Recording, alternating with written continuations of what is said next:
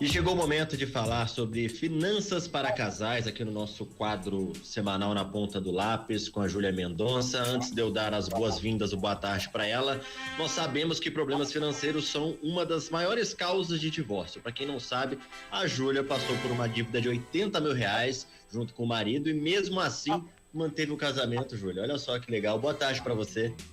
Boa tarde, tudo bom? Tudo bem, tranquilo. E você tem muita coisa para contar então pro pessoal que tá interessado nesse assunto aqui, né? Um pouquinho, tem uma experiência já nesse assunto. A gente entrou em dívidas juntos e a gente não sabia que a gente era endividado, porque é aquele assim, né? Vou acobertar. Você fez uma coisa errada. Deixa pra lá, mês que vem a gente conversa e vai indo. E vira uma bola de neve gigantesca. E aí, quando você vê, você tá devendo horrores pra um monte de gente que você nem sabe o que você tá devendo. E aí, não tem muita opção. O que, infelizmente, a maioria das pessoas fazem é: vamos acabar aqui o relacionamento. Cada um por si, você que se vire, né? A partir de agora, eu por mim, você por você.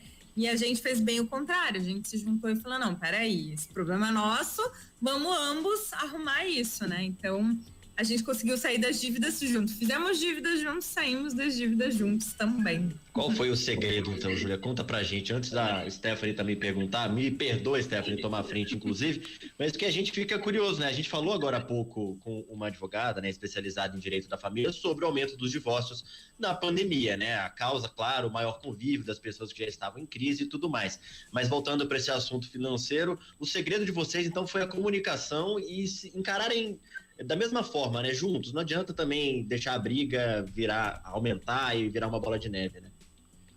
Exatamente, sabe? Eu acho que tem alguns pontos ali que a gente levou muito a sério. Então, o primeiro deles era nunca fazer com que o dinheiro fosse um problema, sabe? O que as pessoas, elas costumam fazer é jogar na cara, né? Quando você tá lá estressado numa janta, tipo, já cansadinho, comendo, já todo...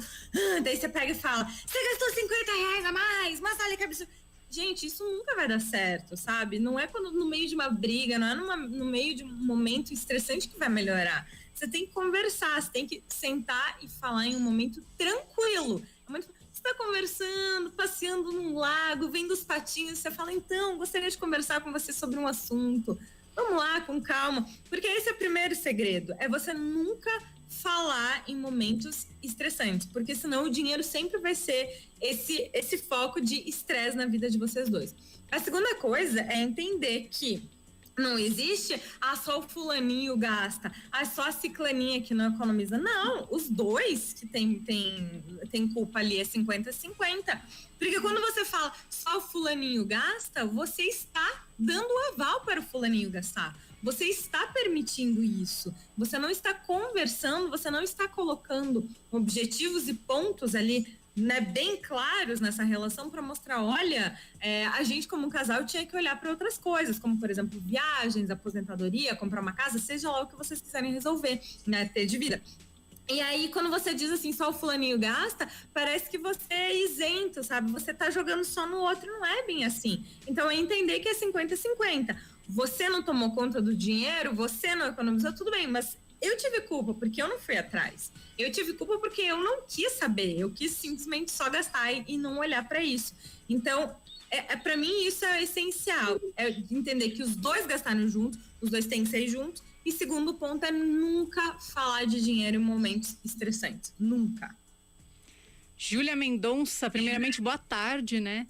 E segundamente, a gente até falou aqui no início do programa, né, quando a gente anunciou o tema de hoje do quadro, que a conversa sobre dinheiro, ela é sempre complicada, né? Um assunto indelicado e indelicado não, um assunto bem delicado e às vezes a gente fica sem jeito de tocar nesse assunto com o nosso parceiro, né? O que o casal pode fazer para melhorar isso? Olha, uma coisa eu aprendi com um dos meus grandes mentores justamente de finanças e investimento. E ele me ensinou uma coisa que lembrem sempre disso.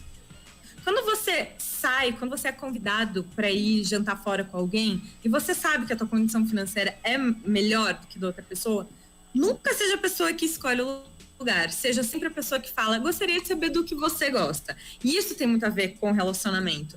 Porque você tem que falar para o outro e entender a situação do outro nesse ponto. Falar assim: Gostaria de saber o que você vê para o nosso futuro. Gostaria de entender o que você está enxergando para nós. Gostaria de saber quais são os hábitos que você gostaria de ter na nossa vida, os lugares que você gostaria de frequentar, quanto você acha que seria interessante a gente economizar por mês. E deixa a pessoa falar, porque assim você vai entender aonde está a situação dela. Às vezes ela tem uma dificuldade muito grande realmente para, né, colocar para fora isso, e pode ser uma barreira. Então, você dando a voz para o outro, ouvindo o que o outro tem a dizer, você consegue falar, peraí, não, nossa situação tá parecida, ou não, eu consigo economizar muito mais, eu vou ter que ajudar mais a pessoa. Sempre dê a voz para o outro, e assim você vai conseguir saber exatamente onde você tá, porque é muito fácil a gente usar a nossa régua para medir os outros. Eu economizo 5 mil por mês. Então, todo mundo tem que economizar 5 mil por mês. Pronto, acabou. Você economiza 200. Nossa, como assim? Né? E aquele 200, na verdade, é muita economia ali para aquela pessoa. Então, a gente nunca pode usar a nossa régua. Sempre dê a voz pro outro e fale, o que você acha? E sempre juntar ali a pessoa os objetivos. Deixar coisas concretas, como, por exemplo, a pessoa falou, eu gostaria de viajar. Beleza, vamos fazer uma viagem? Para onde? Vamos pro Nordeste, vamos para Maragogi.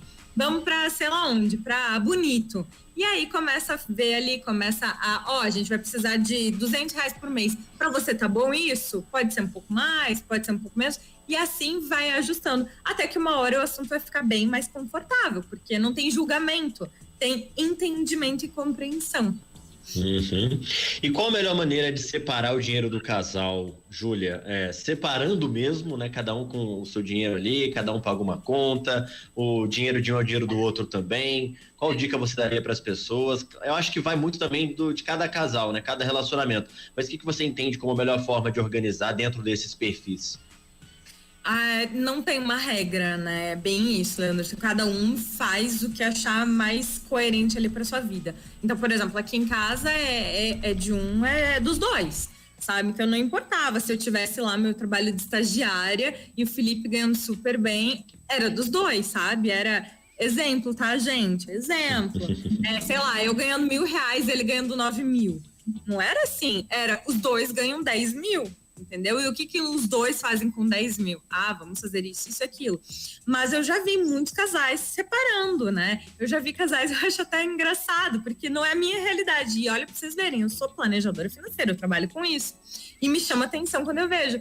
Eu saio com amigos meus, saía, né? Antes da pandemia. Pra almoçar fora, e cada um usava o seu ticket de alimentação para pagar sua conta. Era super separado. E eu achava aquilo muito engraçado.